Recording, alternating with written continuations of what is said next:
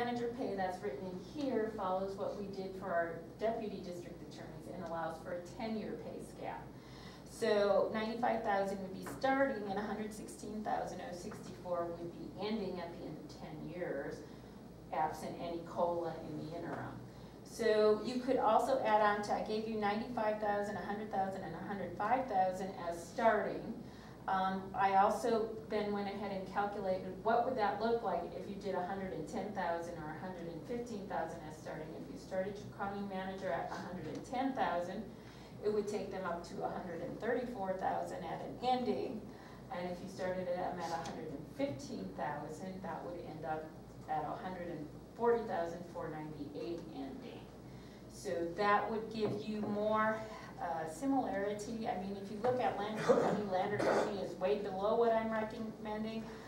There are a couple counties on here that are not on here because they're just like way out of our range for even considering. But I would say that you don't definitely want to choose that lower end. I would say you don't want to start anybody lower than $105,000 to $110,000, and that would end at the $128,000 or $134,000.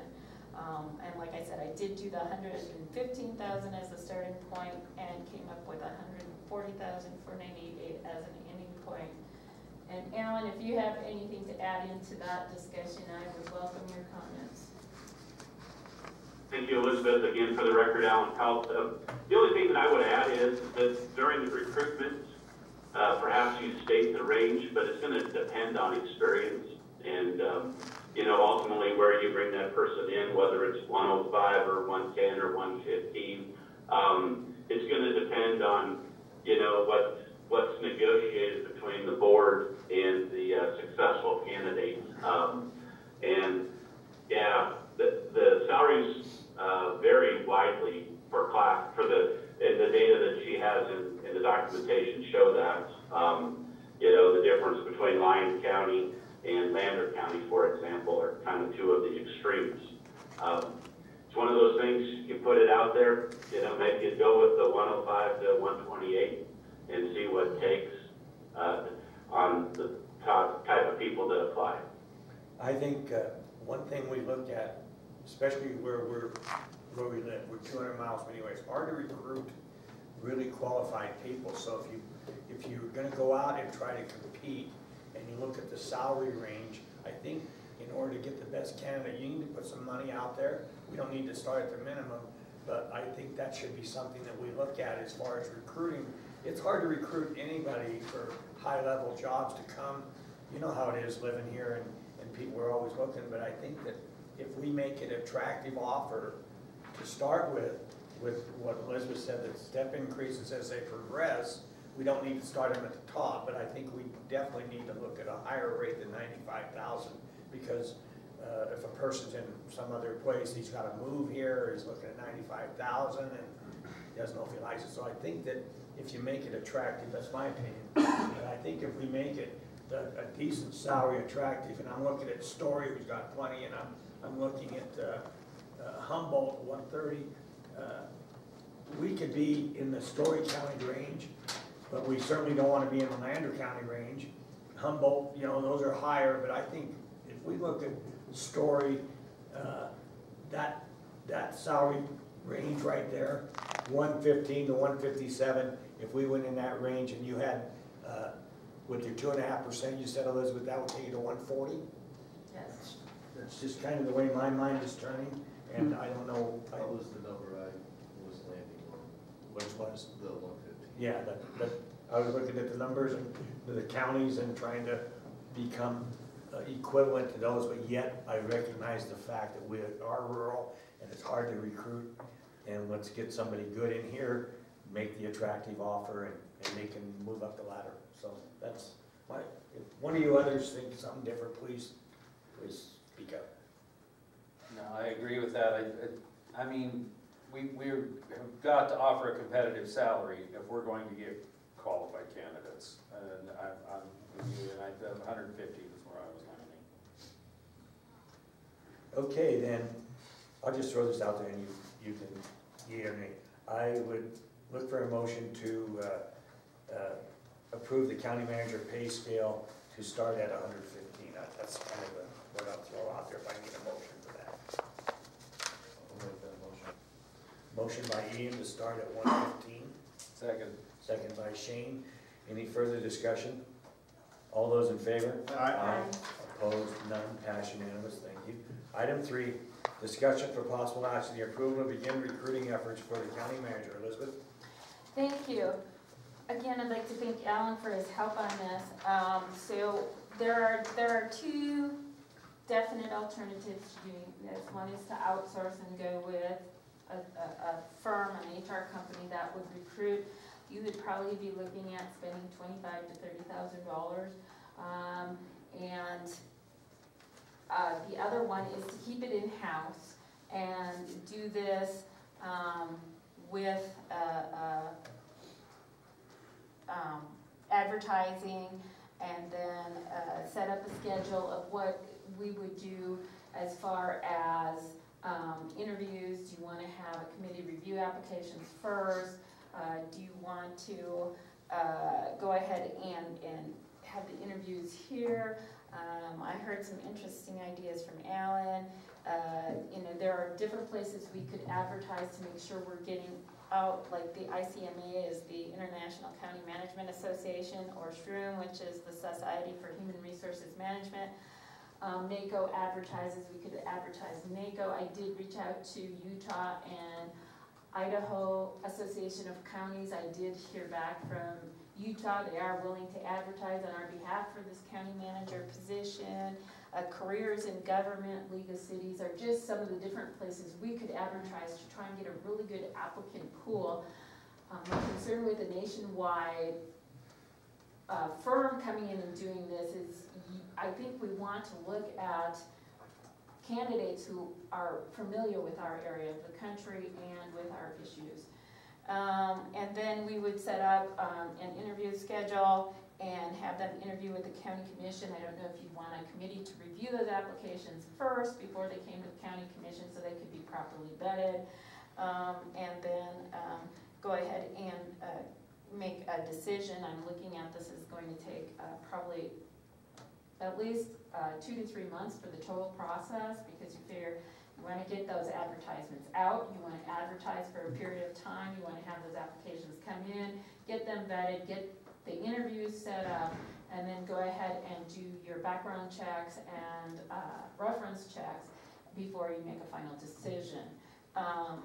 One of the really interesting things that Alan and I were talking about is something that they did is, and I'll let Alan tell you more about this, is having them actually address the county commission in a session on a hot topic issue, give them what the issue is, give them an hour to prepare and come out and present to you how they would present in a county commission meeting on what their thoughts are on that idea. But anyways, Alan, if you would like to add in, I would invite you to do so.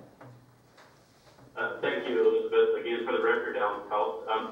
During my tenure in Churchill County, they went both ways. They went with a recruiting firm, and then they also did it in-house. And even when they used the recruiting firm, the results, the reason they went with a recruiting firm is there was a strong internal candidate, and they wanted to make sure that there was no bias by doing an in-house process, so they got somebody independent.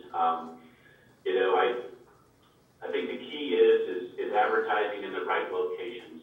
And I know during my time in Churchill County, a couple of our commissioners were pretty adamant that they wanted somebody that was this side of the Mississippi. They were not interested in the East Coast mentality. And then there was some reservations, if you will, from the state to the west of us, the Golden State. So we advertised, as Elizabeth has talked about, we advertised in Oregon, Washington, Idaho, Utah, Arizona, New Mexico. That was kind of the west sphere that we felt those people have the same lifestyle that Nevadans have, and we wanted, make sure it was a good fit. So that's kind of where, we focused on. And most of the candidates we were looking for more rural. I mean, did we want the guy or gal from from New York City, Las Vegas, Denver, probably not. You know, we wanted someone with a similar population, maybe a little coming perhaps from a larger population down to us. I think the timeline that she lays out, 2 to 3 months, is appropriate. It's important to have a good screening process. And yeah, going back to one of them, we picked a hot topic, and at that time it dealt with roads, public lands and road issues, and there was a scenario given, and they had to give I can't remember if it was 10 or 15 minute presentation to the board. They had an hour to prepare. They were given, if they wanted, flip charts and or PowerPoint, and they made a presentation to the board based on the set of facts, a one-page sheet that everybody got that was consistent. Very interesting. It's very impressive to see how quick they could operate on their feet and how well they understood rural-related issues that were pertinent to the jurisdiction. You know, I'm not suggesting roads might be your topic, but, you know, pick an issue that's important, see their thought process. You know, that was, you know, I think it's much important. So that's what I would add. Thank you. Thank you. Go ahead, Travis. I think we also need to advertise in this, regardless of where everyone's at on the issue, is that we're not requiring employees to get vaccinated or to be masked at the workplace. I think, you know, that has potential to attract folks that actually value their freedoms and would be a good match for this position, in my opinion. Yeah, At least let them know what our policy is, so that they, if they're gonna be a person that doesn't hold those values, they're not gonna be a good fit for us. They're gonna be frustrated, and we're gonna be frustrated. So I think that's fair to at least put that. I don't know how you would put that in an advertisement. That could be your hot topic issue. Yeah, honestly, that honestly could. Yeah. I don't know. I mean, it's obviously it's become a real personal. It's easy to just put no, there's no vaccination requirements for this position. Well, in talking on the same lines, staying in-house, this is going to be the board that decides it. And I feel very comfortable with the broad spectrum that we have on this board and the knowledge that we have. I don't think we need to go through 2 or 3 processes, because we could advertise around, but why would we need hire somebody for $20,000 to bring us a resume that we're going to review anyway? And we're going to be the deciding factor, and each one of us knows what we're looking for. So when the candidates come in, rather than go nationwide or hire for 20,000, we're going to make the decision. So we might as well review the process. Now we can have somebody in between the committee, but to stay in-house as far as our decision on who we want as our county manager, rather than who somebody in Denver wants. I think that, and I liked what Mr. Kolb said about using western boundaries. We need somebody with western likeness, that rural type stuff, and I agree, we don't need somebody from New York City. Yeah, I like even a little further west in the Mississippi. Yeah, I kind of like the Rocky Mountains. Yeah, and I agree with that. I agree, and I think that we will get some with this salary. We will get it, but I don't think we need to go out for 20,000. We can advertise the best way possible, like you've got. Use that network. But when it comes down to it, this board would kind of screen or do whatever we have to do. If we have a committee, bring it back, and then we will have a really, because everybody here has like-minded what they like and who they could work with, and that's important. Excuse me, because we've done a really good job. I think this commission's done a really good job. We know we probably might not know the candidate, but we know what their personality, do you like the outdoors? Do you like? Are you real conservative or real liberal, whatever? We can figure that out. So that's kind of where I'm at. I have one concern. So far as this going out right now, although I know that we do need it, whatever happened, we were initially going to try and hire first our IT engineer. And I don't know where does that sit? That is still, I plan to bring the job description on that forward on the 25th. Okay, because it has not come forward yet. No. As to my, No, Tim and I were working on that, and it was not finished, and then he left, and I need to bring that back to you in its final form. okay. Okay, We because I did- was concerned, Yeah, we did get to start working on that, but IT is a little bit more specific, and we didn't get it finished before he left. okay, And I haven't forgotten about it, believe me. okay. And I know you've been busy, Elizabeth, but that was something that I thought, you know, had moved ahead of this. Not that this isn't equally as important, and I know right now we're short-staffed in our IT department. So that was on my mind too, so I bring that to the forefront, that I don't want to lose sight of that too. So anyhow, so much for that. With the discussion we've had as far as recruiting, and you've listened to Mr. Colville, Elizabeth, myself, and some other, and another commission, let's go ahead and see if we can get a motion to begin the recruiting efforts. How's that? I'll move. Mr. Chairman, Yes. this is Alan. If I could jump in real quick, I just want to have a comment on the record. You know, White Pine County is an equal opportunity employer, and the fact that the job placement is going to be on the World Wide Web, on the internet, it will be made available to anyone in the whole world, including California, New York, Miami, Denver, et cetera. So those people are encouraged to apply, just so that, you know, we're not discriminating against anyone geographically, but ultimately you're going to make sure you get the right fit for White Pine County. So I just want to make sure if somebody comes back and reads the record that, you know, hey, you're going to accept applications from everywhere, and go through a vetting process that screens them to the values of your community and your community, you know, and what you're looking for. So thank you. I just wanted to make it clear so nobody thought just because they live in a certain geographic region that they would not be an ideal candidate. We wouldn't want them to apply. We'd love them to apply and, you know, go through the process, and they would receive fair consideration. Thank you for clearing that up. Yes, That thank was- you for bringing it to the forefront. So I'll move to approve begin recruiting efforts, and I'm gonna add my thing in that should be advertised that no vaccination will be required to have this position. My suggestion is we can include that in the boilerplate equal opportunity statement at the end. We could put, includes, you know, no That's county limited. mandated vaccination or mask requirements. That was a motion by Travis and a second by Ian. Any further discussion? All those in favor? Aye. Aye. Opposed, none. Pass unanimous. So let's take, we're at the 9:45. We'll go ahead and take you, Scott. We're on page 3, 9:45 Liquor Board, and then we'll take a break after this.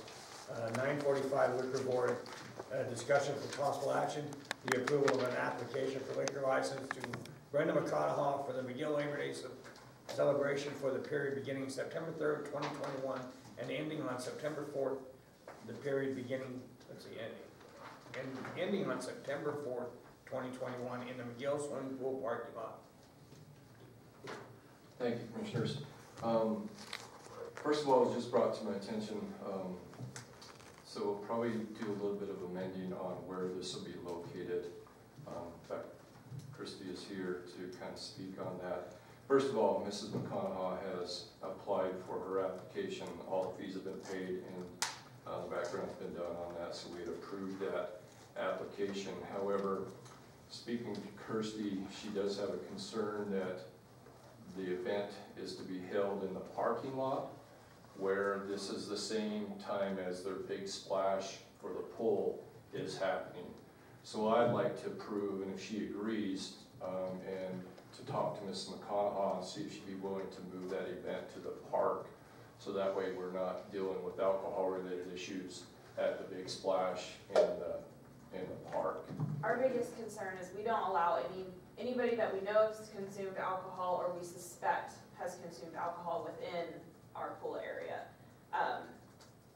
With the way this is worded and the location she wants to have it, if you guys do approve this, I'm going to ask the commission, and I've already mentioned it to Scott, I will ask the commission and Scott's help to have someone there during my event to help handle any situations, because if we know a parent has gone, if their kids are in the pool area and they went out to the park and they've had liquor, guess what, they're not getting back in. And we know that, like, you know, we need help. That's our big free day. We typically have over 300 people there. We prefer not to have any form of alcohol at all. Now, the park is a separate facility completely. I can't do anything at the park, but for it to be in the parking lot, that's very close to, almost seems like we're, And you can eat all the parking you can get. exactly. So we typically have people parking up on the highway and walking down, so. Yeah. And maybe be sure there's signage, Christie. There is signage already. It is something we deal even just on a daily basis. We check every cooler that comes in, everything, but if it's just right out in the parking lot and the parent goes, you know, it doesn't even have to be a parent, but anybody goes out and just goes to their car, says they're going to their car or something, and then we see them there. We don't know what's in that drink. We can only assume it's alcohol, and then they come back, we smell alcohol, we have to ask them to leave, and that could possibly lead to confrontation that my guards don't need to deal with already, you know, or a huge liability for the county, something to happen, so. Absolutely. Thank you. So I'd look for a motion to amend this to approve the liquor license for Brendan McConaughey for the Labor Day celebration for the beginning of September 3rd, 2021 and ending September 4th, 2021 to be held in the McGill Swimming Pool park area. Swimming pool park, okay. I'll make that motion. Second? All in favor?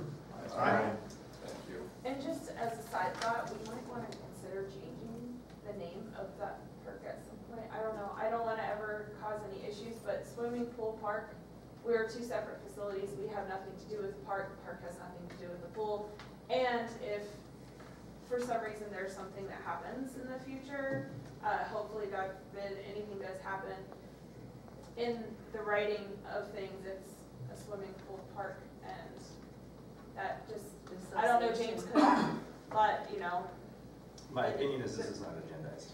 Right, but I'm just saying, like, it's one of those things that, just for clarification on legal purposes, yeah, thought for the We can future. bring that, yeah, So, another time. but, What a killjoy, dude. so,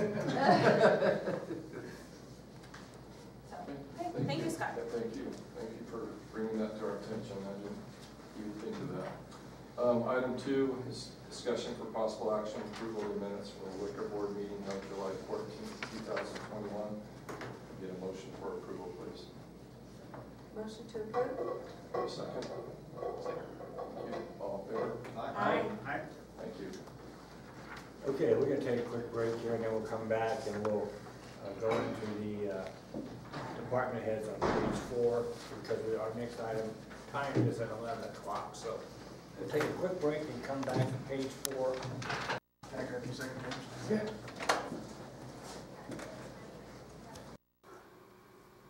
This has been a Georgetown production. George Chatchis reporting.